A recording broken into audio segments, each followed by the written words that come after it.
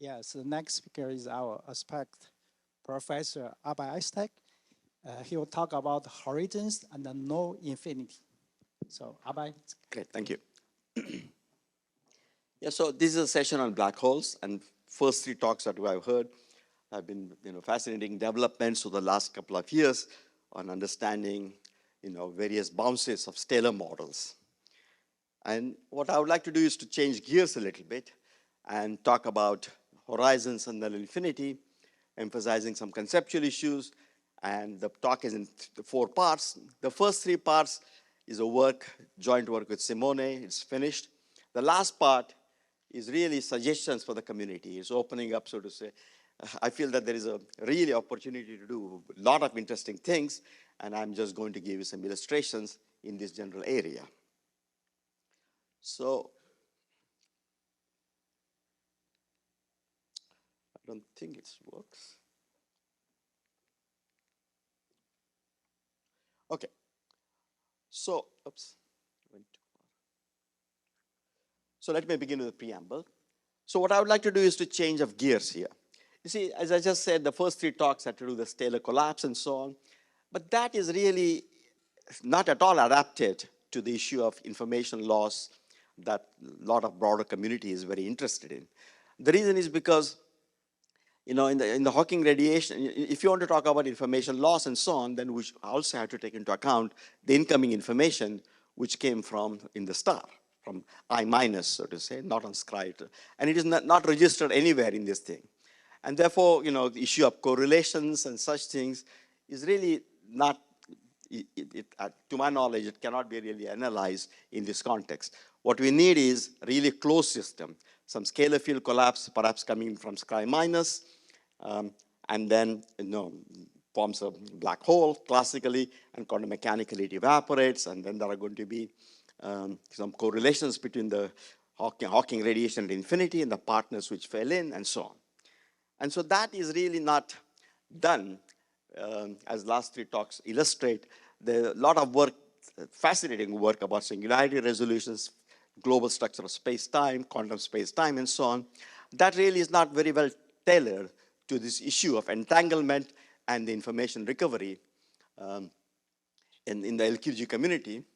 And what my talk is going to address is focus more on that, and the emphasis will be on null surfaces, on which there is considerable work that is going on now in the last couple of years, or maybe a little bit more than that in LQG. So here, because we are talking about information and black holes and so on, so we have got these horizons, and say, let's suppose the horizons of black holes in equilibrium or near equilibrium, because the Hawking radiation in the semi-classical regime is a very adiabatic, slowly revolving process. So the horizon can be thought of as being, just perturbed equilibrium horizon. And then we got null infinity. So these are both null surfaces, but they have drastically different physical connotations. In the classical theory, black hole horizon is somewhere gravitational field is very strong, and all kinds of interesting stuff happens. Out at infinity, on the other hand, the gravitational field is very weak, but there is flux of gravitational waves that is going on. If the black hole is in equilibrium, the flux is completely negligible. And so there is a really drastic difference in the physics up here. And typically, as I said, the horizon lies in a strong field region, and there is no radiation, whereas Scry lies in the asymptotic or weak field regime with possibly arbitrary large fluxes of radiation across it. Yet, surprisingly, it turns out mathematically, they share a number of geometrical properties, and they are both weakly isolated horizons. To me, this was a shocking realization that Scry could be looked at as a horizon. And so I would like to explain that. And the point is that because there is a unified framework to describe both these things, it opens up a door to really understand the issues about correlations, observables, and so on and so forth.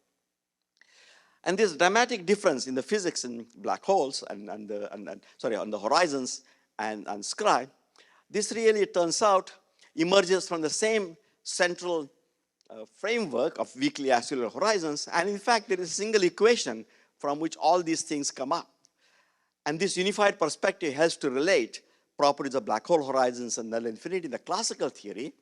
And in fact, more recently, I mean, we've been able to use these similarities to really do something very interesting, which is that when the two black holes merge and they form a common horizon and so on, then the question is really, can we look at the waveform at infinity? You see, the horizon is not visible to any observers outside world, just by cause of structure, classical relativity. And so, but nonetheless, it turns out that because of the similarity, one can read out the horizon dynamics from the waveform at infinity. So this is a new area which is called, gravitational wave tomography. Just like in ordinary tomography, you cannot see something, but you can image dynamic growth of a cell, or tumor, or something in the body. So here the statement is that you can actually photograph through gravitational waves. It provides you image of what is happening to the horizon. And so this connection really is, so this particular relation between the two is really very promising also for information blocks. And as we will see, in fact, in this mathematics, the gravitational connection plays a central role in all this discussion. The gravitational connection on the horizon and at infinity. And since LQG is really based, a lot of stuff is based, well tailored for, LQG is actually based on connection dynamics. This whole thing is quite well tailored for LQG. And suitable extensions of well-established results on quantum geometry and the ongoing work on null surfaces will provide sharp tools to correlate observables at the horizon and at infinity to provide sharp, to address the issues of information loss or entanglement. Oops. No. Okay. So with this, let me just begin with the technical part, which is what are horizons. So this is a slide on geometrical weakly isolated horizons. It's a technical notion, but I introduced a little bit in the lecture, so the students should be in the school last week, so students are a little bit familiar with it. Basically, what a non-expanding horizon in four-dimensional space-time is a null three-dimensional submanifold H, which is topologically S2 cross R, such that every null expansion, the null normal expansion of every null normal to the surface is zero. It's a null surface. So this is typically how you would picture it. It's a null surface. It is S2 going around like that. S2 R in this particular direction. So this null vector, which is normal, which I've called K bar there, is really going up vertically up here, and this is the two sphere. And the idea here is that the light fronts on this horizon are such that the ingoing light front, of course, is contracting, and normally the outgoing light front actually expands out, but here it cannot. It is frozen. It doesn't expand out. That's why the expansion is zero here. And the Ritchie tensor satisfies a certain condition, and this condition is satisfied both at the black hole horizons and in null infinity. And the statement is that the Raychaudhuri equation then implies that these null normals also have zero shear, and therefore their intrinsic metric on the horizon. So there is an intrinsic metric on the horizon. It's a null surface, so the metric is really a two-sphere metric, and that intrinsic metric Q on the horizon is actually Lie dragged. So if it is a weakly isolated horizon, the metric is constant as you go up and down up here. As a result, so that satisfies, so it is time independent. As a result, by pullback, it's not trivial, but it's a fact, that in space-time we've got a connection, which I call grad bar. The space-time is all with bars here, M bar, G bar, and so on. So this grad bar, you can pull it back to the horizon, and it satisfies, of course, it's compatible with the intrinsic metric, but it also has a nice property that is derivative of K bar of any null normal is a one form times K bar. The one form will depend on the null normal in general, but it has this very nice property. And we can always restrict ourselves to null normals, which are geodesic, are finally parameterized geodesics. And then the non-expanding horizon conditions appear, then they imply. So I'm not using field equations, I'm only using this equation up here. And this equation is being used just at the horizon. So they imply that, in fact, omega bar, this thing which is information about the connection, is also constant in time. So the metric is time independent, the omega bar is time independent. Furthermore, we can furthermore restrict the freedom of rescaling K. So null normal, we can still rescale it by a function of theta and phi. And then the statement is that it will still be a geodesic and it will still will satisfy these conditions up here. But the statement is that now this freedom can be severely restricted by just asking that this omega be divergence free. And then the only remaining freedom is a constant rescaling by positive constant. So upshot of all this is that if this is a null non-expanding horizon, then I can always can put some conditions on it. I can choose a preferred null normal such that the freedom in looking at this null normal is really quite canonical in the sense that it is really, the null normal is quite canonical in the sense that the freedom is just that of a positive constant. Thus, every non-expanding horizon can be naturally equipped with a small equivalence class of null normals, where two are equivalent to each other if they refer by a constant, such that not only is the metric, the intrinsic metric, time independent, but also this connection one form is time independent, and a non-expanding horizon equipped with such an equivalence class is called a weakly isolated horizon, and the triplet, then the null normal, the metric, and d bar, the connection is said to constitute the geometry of this. So now we would like to understand the time dependence of the geometry of the weakly isolated horizon up here. So the metric is already time independent, and we already saw that omega is time independent. And therefore, it turns out that the time derivative, d by dt of d dot, if you like, of the connection operating on k is equal to 0. And therefore, given, furthermore, one can show that if you give me a one form, h, which is horizontal, which is killed by this k, the null normal that I got, then d of h is not 0, but d dot of h, that is to say, the lead derivative with k bar of d bar minus d bar lead derivative of k bar of this horizontal one form is also 0. So the time dependence in a non-expanding horizon that in the weakly isolated horizon that we now have, the time dependence of d bar is completely determined by just the time derivative operating on a one form, which is really transverse. In other words, which is j times k is equal to minus 1. I could put anything here, non-zero. If it is 0, then there is no time dependence. And then it turns out that if I take this d dot of j, which means Lie k of d bar minus d bar of Lie k operating on this one form j bar, then you can get a formula, and the formula involves the one form omega by itself, some information about the connection, the derivative of that, the wild tensor of physical space-time, and the Ricci tensor of physical space-time.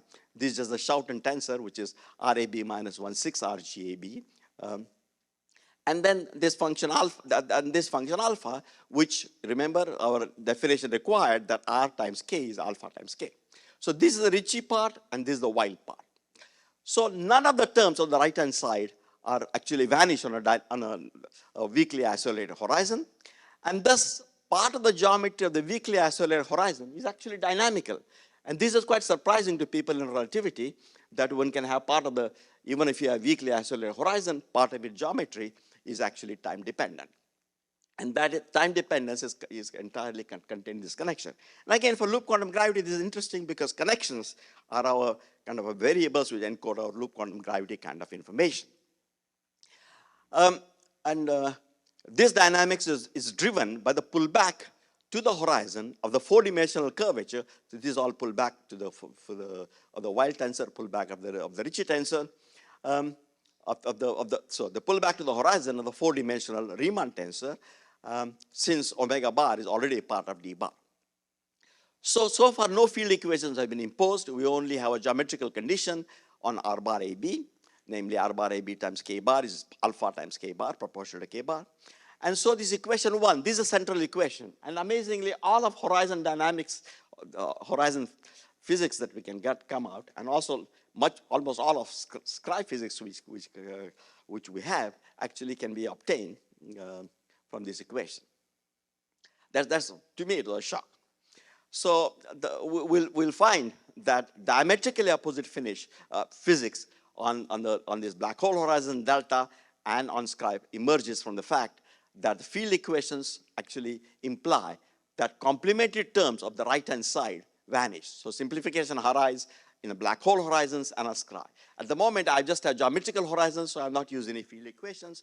If I am at a black hole horizon, I'm just going to use, for simplicity, vacuum equations that the black hole there's no matter traversing the black hole. Gravitational waves also cannot traverse if you have a weakly axial horizon. That's what we are assumed up here. But at Scri, what we have is a conformal Einstein's equations, not Einstein's equations. So this actually makes a huge difference, as we're going to see in just a minute. So for black hole horizons, what we have is really the following. Just to make contact with literature, that people here who has followed non-expanding horizons, weakly axial horizons, and so on and so forth. The horizon is denoted by delta if it's a black hole horizon, weakly axial horizon. And k bar, the null normal, is replaced by LA, and the transverse one form is called NA. So LA is really the outgoing null normal normally. So that is, so typically, if I have a space time, I should stand like that. So then this inside will be the black hole horizon, and this would be Scri up here. And so this vector field is called LA. All right. Now the Ricci tensor in the terms of equation 1. So let me go back to equation 1 for a second. So now what we are assuming is that the Ricci tensor terms vanish.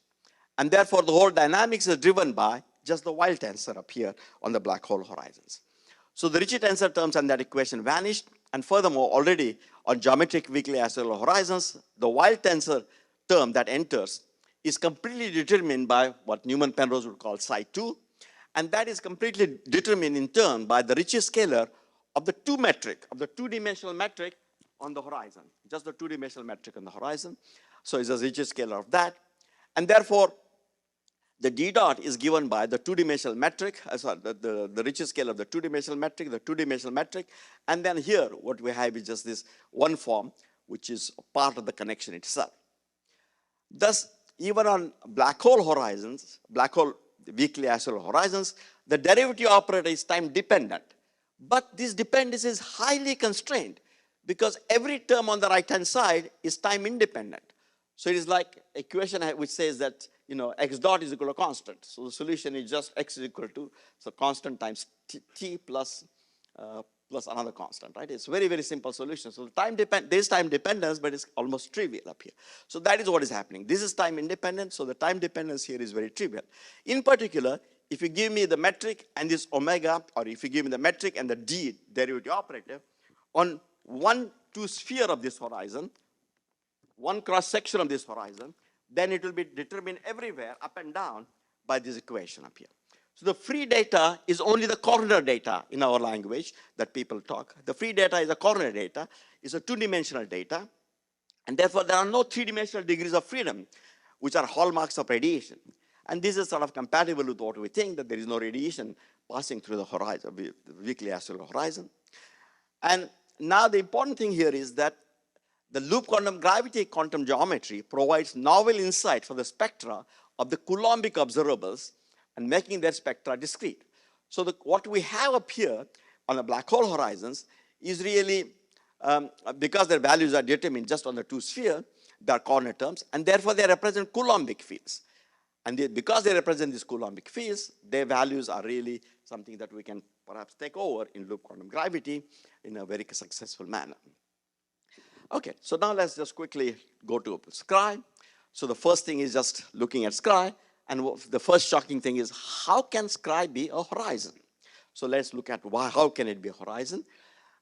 So physical space-time is said to be asymptotically flat at future null infinity if it admits a conformal completion where m hat g hat, where the manifold m hat is a m plus union with Scri, which is S2 cross R, and the metric in the physical on the physical manifold M is given by omega squared conformal factor times GAB, such that at Scri omega vanishes, gradient of omega is not equal to 0, and GAB satisfies Einstein's equation, GAB equal to 8 pi g t times TAB, where omega to the minus 2 times t admits a smooth limit to Scri. That is to say, the stress and tensor has to die off suitably, and this is true for all the fields that we come across, like Maxwell field or scalar radiation fields that are going out to scry. So these conditions imply that it turns out that these conditions imply that scry plus is first of all a null surface. Its null normal is of course given by gradient of omega, because omega is equal to 0 on scry up here. And we can always choose omega such that make it divergence free in scry, because we got enough conformal freedom in omega that we can always do that. And this using of divergence free conformal frames is standard in all of work at scry, and we'll work with these frames. If in addition, we can also require that the two-dimensional metric on scry is really a round two-sphere metric. Then we're in a so-called Bondi conformal frame, and then the metric at scry, this means at scry, is just as the standard form up here. So this metric is now a two-sphere metric, but we won't need to do that. Conformal Einstein's equation at scry imply, so this is an important point, they do imply that if I take r hat AB and null normal, it is proportional to n hat AB. So our condition is satisfied for a weakly isolated horizon, the first condition. And secondly, we get grad A and B conformal equations also imply that once you have done this, once you have made the divergence 0, then the whole covariant derivative is equal to 0 at scry. Thus, scry is a three-dimensional null manifold whose expansion is 0, because expansion, we could always just make it 0. And the Ritchie tensor is such that this condition is satisfied, so it is a non-expanding horizon. But also, the second condition, this implies immediately that grad n is equal to omega times n, but this is 0, therefore omega is equal to 0. So the statement is that omega is equal to 0, so scry is a weakly isolated horizon. But the important point is that whereas a black hole horizon was a weakly isolated horizon, in the physical space-time, scry is a weakly isolated horizon in a conformally completed space-time. And this has kind of important ramifications, namely,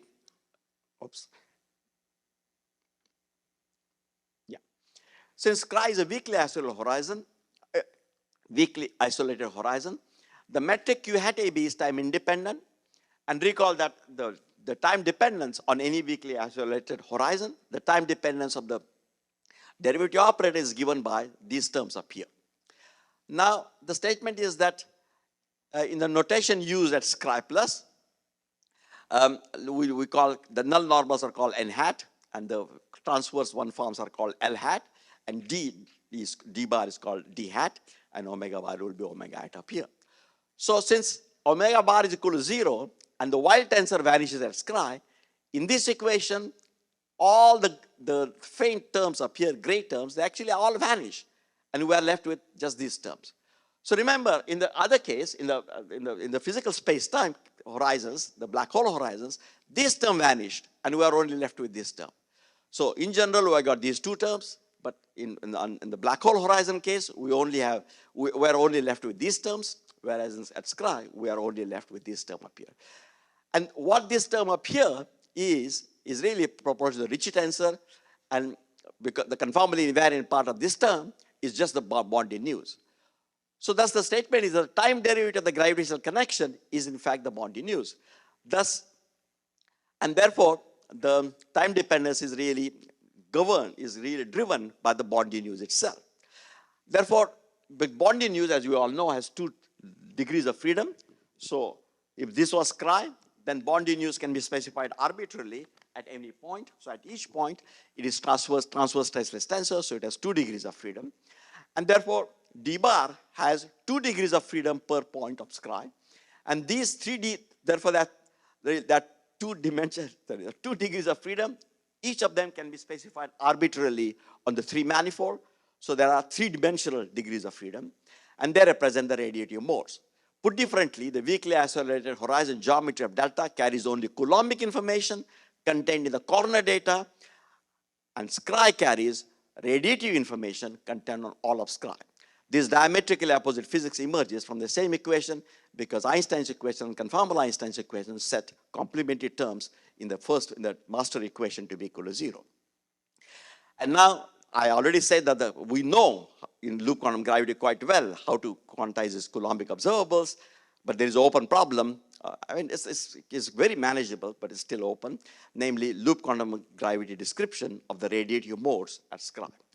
So this is kind of the end of my technical part, and now I want to talk about the opportunities for the LQG community up here.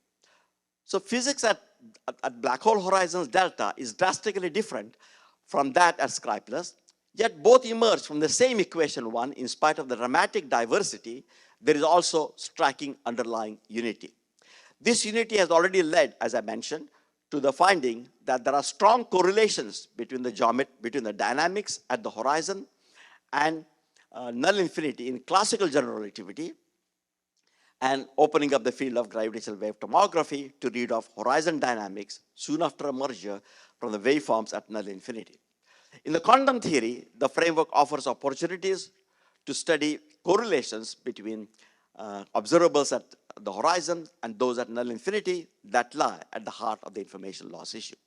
Specifically, while there are many fascinating results on black hole evaporation in LQG, the focus, as I said in the very beginning, has been on singularity resolution and the structure of the quantum extended spacetime, as we saw in the last 3 talks.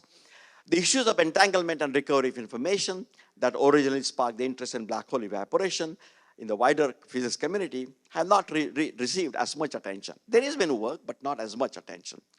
The weakly isolated horizon framework provides a natural springboard to rectify this situation because its emphasis on the gravitational connection on delta, D on delta, and D hat on Scri. And we sort of know in loop quantum gravity that we can consider holonomies of these connections and describe physics in terms of them, and that can lead to observables which are well suited to loop quantum gravity. Investigations of correlations between them should lead to a sharper understanding of entanglement. So here are the opportunities. So for example, a concrete example would be quantum geometry of the loop quantum gravity, especially well suited for the Coulombic observables, and the example is the charge that is associated with the natural horizon time translation symmetry, CA. So on the horizons, there's a natural time translation symmetry, weakly isolated horizons, there's a natural time translation symmetry. The symmetry group on the horizon is almost the same as the BMS group. That's another very nice thing. So we can actually compare things. And there is a time translation symmetry, and then there is this charge, and that charge is what we call the mass. And the mass is just given by kappa is the parameter which tells you how much you move in time, but it has a dimension because there is also a dimension of 1 upon length, because there is also the affine parameter of L that is appearing up here. And then the mass is just given by the area multiplied by this factor. And since area is quantized in LQG, this horizon mass would also be quantized. This is in the full theory, not in the effective theory, but in the full theory. Multiple moments are also been defined, and there are definitions that Jonathan Engel and Tomasz Pawlowski and I had put forward for quantum operators corresponding to them. They could be improved, but we have the basis to work with. And so again, the one that we have introduced also have discrete spectra. Now let me give you an example of how this might help.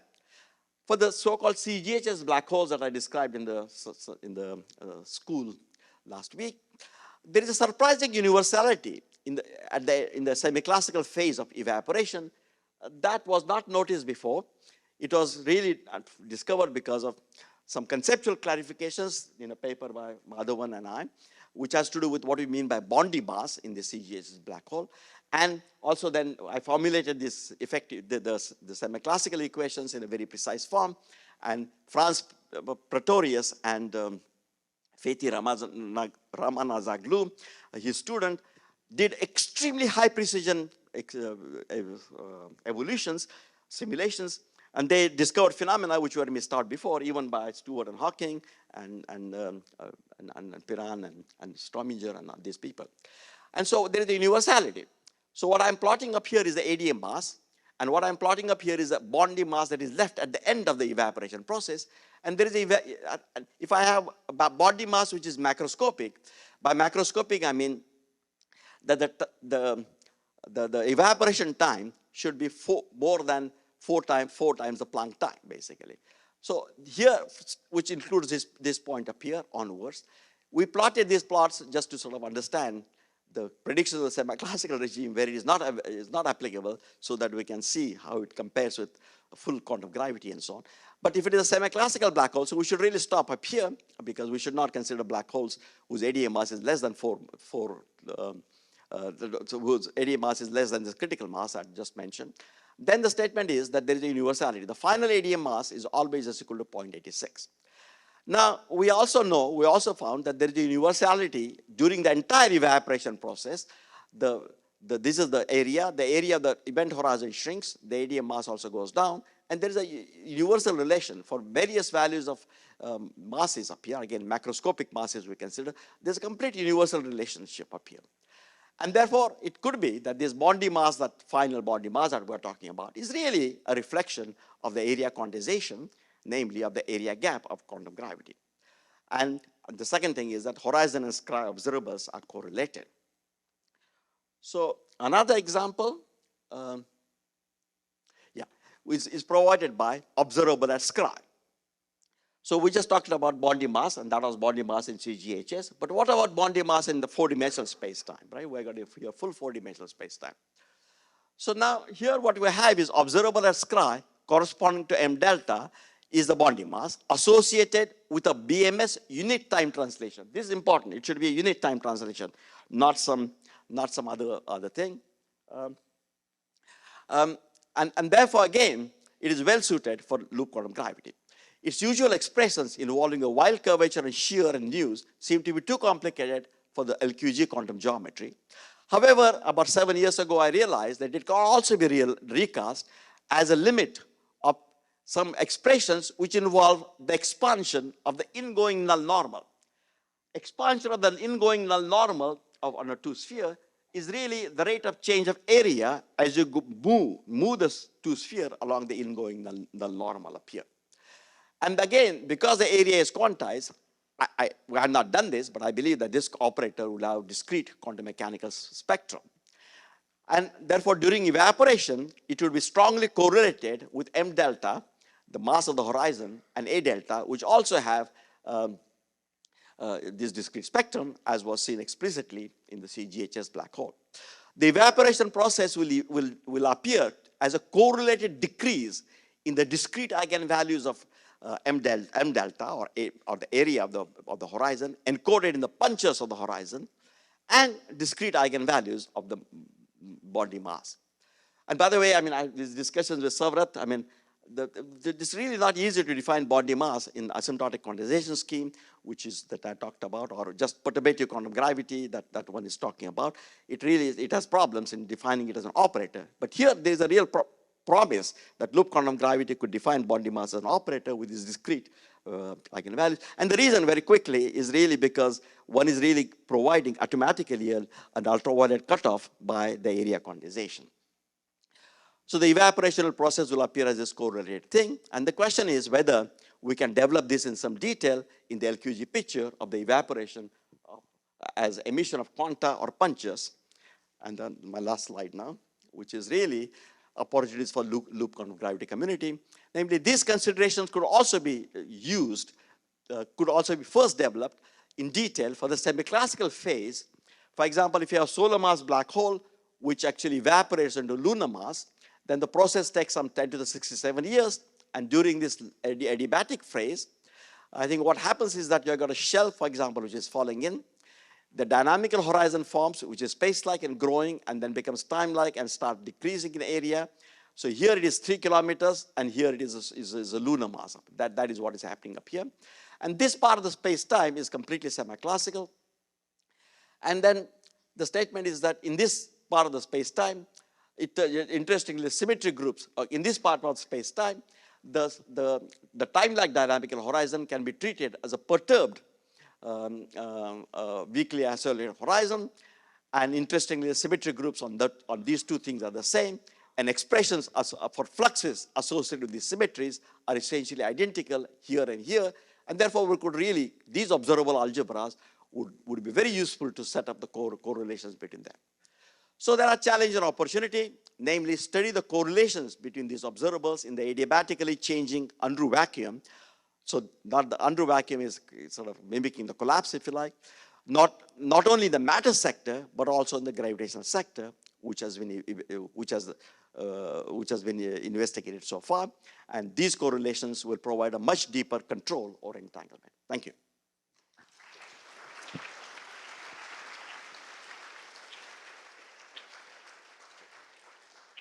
Thank you, Abhay, for the enlightening talk. Any comments, questions? Yeah. Hi, Abhay, could talk. Can you go to the page 6? Page 6. Yeah, I just want to clarify something. Here you have chosen a conformal gauge and isn't that the square should be the rotation of the square should be 0. So can we prove it is conformal invariance? Yeah.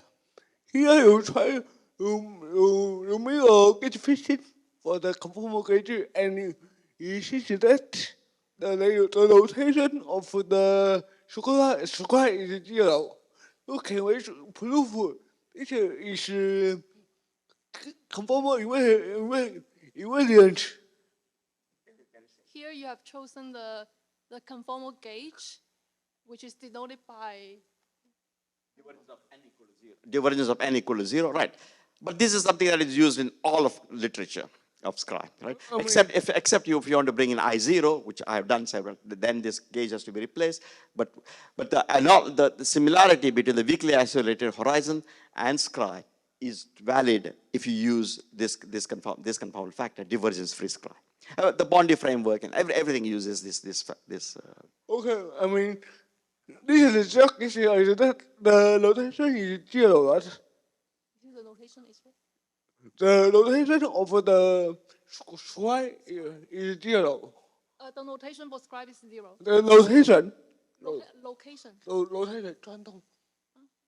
Maybe we should continue because I think other people want to ask questions also. Sure. We should continue, yeah. Savrat had a question just behind you. Discuss later, yeah. Just behind you. Right.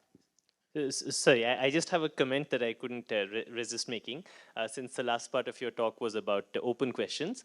If one takes seriously this picture of holography that we have at null infinity, then in fact, if one gives not the classical data, but the values of all correlation functions, then even there it would be true that corner data is in some sense enough to get everything. And that's in fact harder to establish for the horizon, but one might conjecture that in the quantum theory, if one gives all correlation functions, perhaps corner data both on the horizon and a null infinity is enough to generate the whole evolution. I know this is counterintuitive for many, but this is just a comment I wanted to make. Maybe and the beautiful thing here is that the corner data, like something like certainly the past limit of the Bondi mass at least, is can be quantized in this case, and so that will be a nice observable, I mean. So it's not whether it is a ADM mass. I think that I would have to, it's a very technical issue and it probably is, but it requires a lot of careful work. But that's right. So I think the statement is that one might be able to do. I agree with you that this general picture that you have, I'm very sympathetic. I've had difficulty in understanding, making it precise or understanding how it can be made precise. But this opens up a door because now the observables could be defined and one could actually. So in fact, a lot of it was inspired by the Bangalore discussions with Alok and you. Yeah. Other questions, comments? Hold on.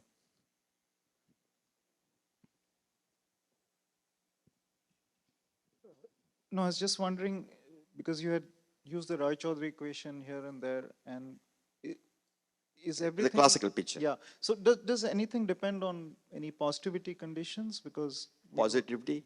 Positive energy conditions. Does any of this discussion depend on that? No, because in the sense that... Yeah. The question is whether... So I mean, the it does not. So quantum radiation might be... Let me just say one second.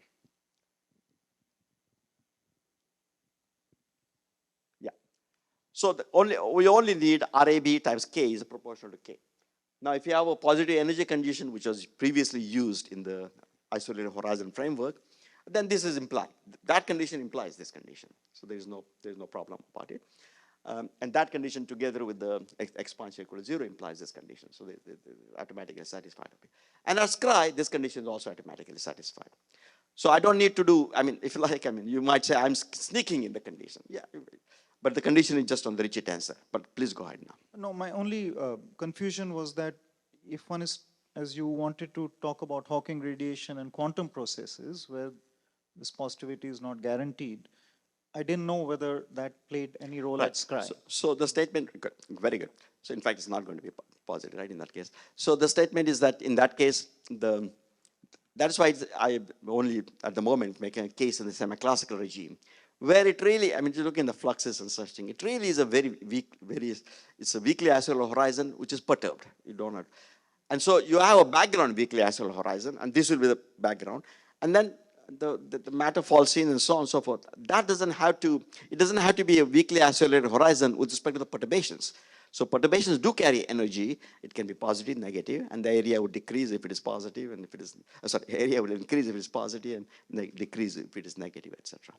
So that was important. Now, thank you. I mean, the statement is that you were really, I mean, we're lucky that we can actually look at this whole regime, this huge 10 to the 67 years regime, as a perturbed weakly isolated horizon, even though in reality it's a dynamical horizon. And therefore, I can still use, in the background, this condition is satisfied, and so I just can use this.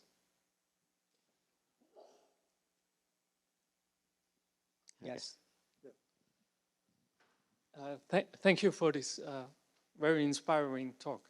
So now, perhaps looking into the future, because you also proposed something that we should perhaps do collectively. And now the area at the cut at scry is infinite. In loop quantum gravity, we have an area operator, and giving discrete eigenvalues. So do you see the tension? No. So the statement is that what we don't need to do the area, right? I mean, that's why we'll have to use this formula. I can get it here. Oops. Yeah. Why do you use that formula there? And the rate of change of area is not infinite, I mean, even in the limit. I mean, so rate of change of area, and you remove the divergence by adding 1 upon r term. The leading term is divergent, if you like. If you like, there's renormalized, but it's renormalized in the in a completely well physically motivated way.